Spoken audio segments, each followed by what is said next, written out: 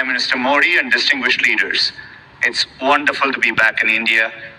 Every time I visit, I'm struck by the pace of change. मसनूई ज़हानत यानी artificial intelligence अब मुस्तकबिल की बात नहीं बल्कि हाल की मईशत, गवर्नेंस, तालीम, सेहत और सिक्योरिटी का बुनियादी सतून बनती जा रही है। दुनिया के बड़े ममालिक तेजी से इस दौड़ में आगे बढ़ रहे हैं। Now the future of artificial intelligence is being scripted as we speak right here in India.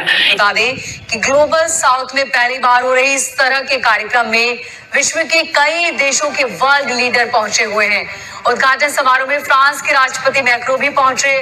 संयुक्त राष्ट्र के महासचिव और वैश्विक नेता, कई देशों के राष्ट्रीय अध्यक्ष, पीएम मोदी और दुनिया भर के टॉप उद्योगपति भी शामिल हुए। भारत और फ्रांस के दरमियान एक आउटस्टैंडिंग किस्म की डिफेंस पार्टनरशिप सामने आई है। ये सिर्फ एक टेक कॉन्फ्रेंस नहीं है, ये वैश्विक पावर शिफ्ट का संकेत है। इस समिट में 20 देशों के राष्ट्रपति, प्रधानमंत्री और उपराष्ट्रपति खुद शामिल हो रहे हैं। इंडिया बेसिकली क्योंकि बिजनेस माइंडेड है तो वो कहते हैं जी हमने हर चीज खुद बनानी है।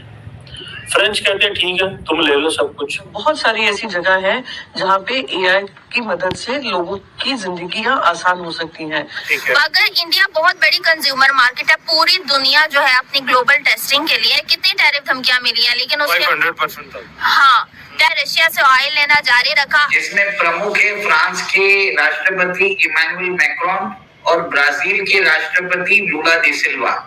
और ये देखिए ये चौथी समिट है। इससे पहले समिट हुई थी यूके में, फिर सोल में हुई थी, लास्ट समिट फ्रांस में हुई थी। ये तो दुनिया के लिए सुरक्षित एआई बनाने पर फोकस नजर आया।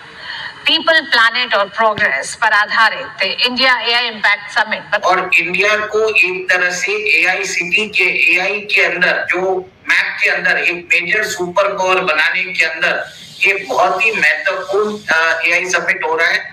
भारत और फ्रांस के दरमियान एक आउटस्टैंडिंग किस्म की डिफेंस पार्टनरशिप सामने आई है, which is very comprehensive, deep and बड़ी वो जिसे कहते हैं ना, अगर आप वो जॉइंट स्टेटमेंट देखेंगे तो आपको पता चलेगा।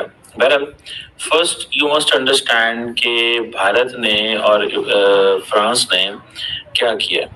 जो डिफेंस एक ऑपरेशन है उसको इंटेंसिफाई करने under the defence industrial road map.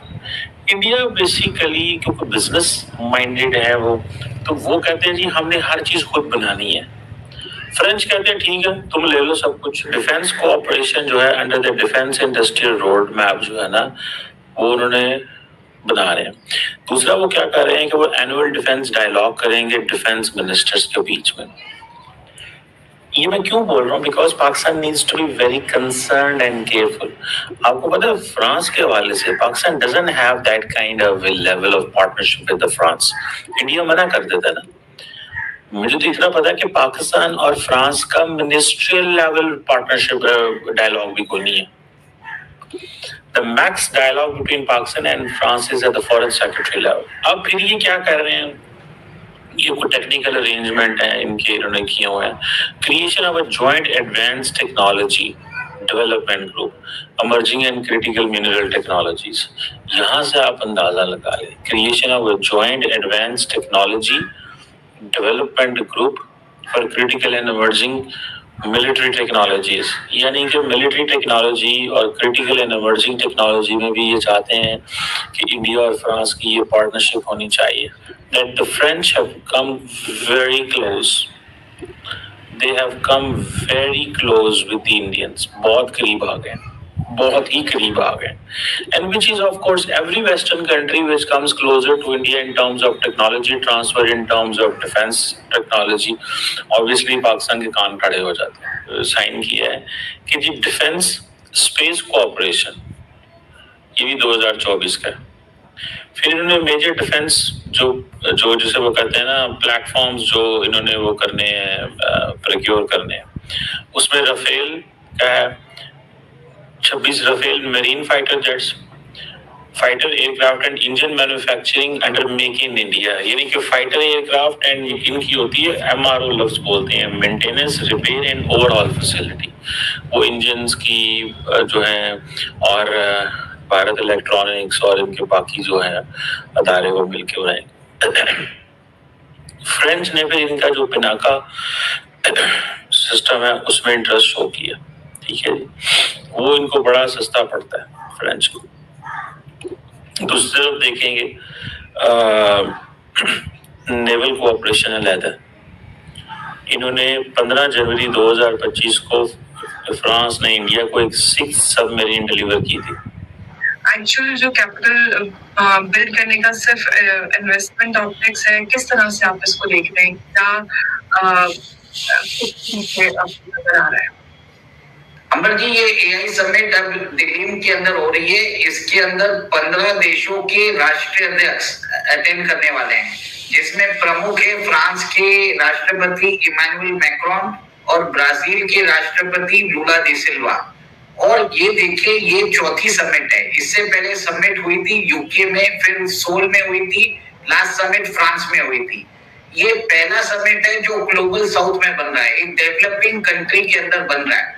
और इंडिया को एक तरह से एआई के अंदर, जो मैप के अंदर एक मेजर सुपर पावर बनाने के अंदर ये बहुत ही महत्वपूर्ण एआई समिट हो रहा है, जिसमें बहुत सारे दुनिया भर के डेलीगेट्स आ रहे हैं। ऐसी मतलब भीड़ उमड़ रही है कि दिल्ली के कोई होटलों में दाम 30 लाख रुपया पर नाइट तक जा चुका है। सोचिए, इतने सारे डेलीगेट्स आ रहे हैं, 35,000 प्लस डेलीगेट्स आ रहे हैं फ्रॉम अक्रॉस द वर्ल्ड।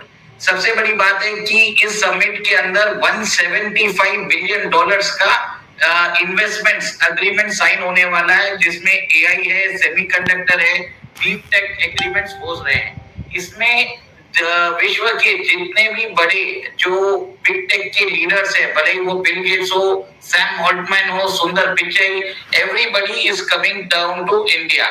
और ये देखिए कि आज की डेट में भारत सरकार देश के अंदर एआई को पेनिट्रेट और एआई को बढ़ाने के लिए बहुत सारे प्रोग्राम्स उन्होंने चालू कर दिए हैं। पिछले बजट में आपने देखा था कि कैसे हमने 20 साल का एक टैक्स हॉलिडे दिया है। कोई भी अगर फॉरेन कंपनी भारत के अंदर अगर डेटा सेंटर बनाती है तो उसको 20 ईयर का टैक्स हॉलिडे मिलेगा। साथियों, हाल ही में भारत में एआई इम्पैक्ट समिट संपन्न हुआ, जिसमें 15 से अधिक देशों के राष्ट्राध्यक्ष शामिल हुए, जिसमें प्रमुख थे फ्रांस और ब्राज़ील के राष्ट्रपति। दोस्तों, ये चौथा समिट है जो भारत में हो रहा है। इससे पहले 3 समिट यूरोप में हुए।